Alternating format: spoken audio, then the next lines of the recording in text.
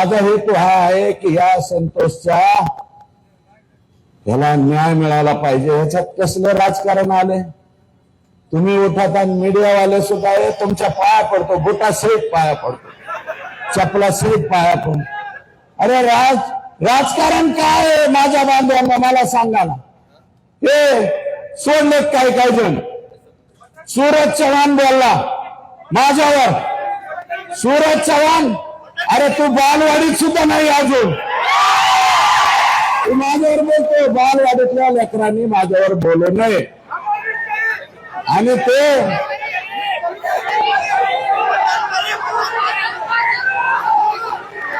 चला जाऊ द्या, बाकीच्यांना मला नवहर करायचे, इतरांना मला नवहर करायचे। अरे काय लाख तुम्हाला काय बोलायचं ते बोला रे माझ्यावर, मला तुम्हाला उत्तर द्यायचे नाही। कारण मला संतोष देशमुखच्या मृत्यू प्रकरणावरून फोकस हटवून द्यायचा नाही।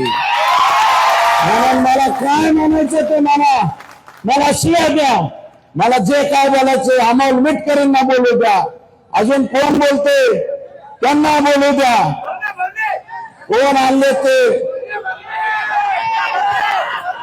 मोठ्याला चष्म्यावाले असू द्या, मला त्यांच्यावरती बोलायचं नाही। अरे माझं म्हणणं आहे राष्ट्रवादीतल्या त्या माझ्या मित्रांना, अरे ज्या नेत्याने बीडची वास्तुशांती केली, बीडचा बिहार नाही, बीडचा काबुलिस्तान केला, हमास केला, हमास पेक्षा सुद्धा वेगळं वागणं नाही तुमचं। इतकी बेकार तालिबानी हे वागणं तुमचं कसं आहे? हे वागणं बरं नव्ह। आणि तुम्ही इथं येऊन अजितदादाच्या कानात जाऊन काय सांगता रे? आणि तुम्ही बोलता। माझी विनंती आहे, अजितदादाच गेलते, मी दादान काल म्हणलं क्या हुआ तेरा वादा। अरे अजितदादावर टीका केली नव्हती मी, कमन लावून घेता उगाच उग। अजितदादा बरोबर 10-11 वर्ष आम्ही बी काम केलं, तो तसा माणूस नाही, पण जे घेरा घेतला अजितदादाला, सगळे येंडे गेंडे मेंढे रेंडे अंडे असले हे जे घेरा घातलेले हे लायकवान माणसं नाहीत असं मला वाटतं। अजितदादा जरा डोळे उघडून बोला, बघा खाली काय चाललंय ते। माझं म्हणणं आहे, पुण्यातले बारामती तुमच्या मतदारसंघातले 100-200 माणसं पाठवा ना अजितदादा, 200 माणसं पाठवा दादा। महेश माझं म्हणणं चूक आहे का? पाठवा ना बीड जिल्ह्यात अजितदादा, तुमच्या विश्वासातले माणसं पाठवा। तुमच्याजवळ प्रचंड लोक आहेत, गावा गणेश एक माणूस पाठवू शकतात अजितदादा, 1200-1300 गाव आहेत बरं का, 1500 माणसं पाठवा ना दादा। एका गावात जाऊन 2-2 दिवस मुक्काम करून येऊ द्या ना।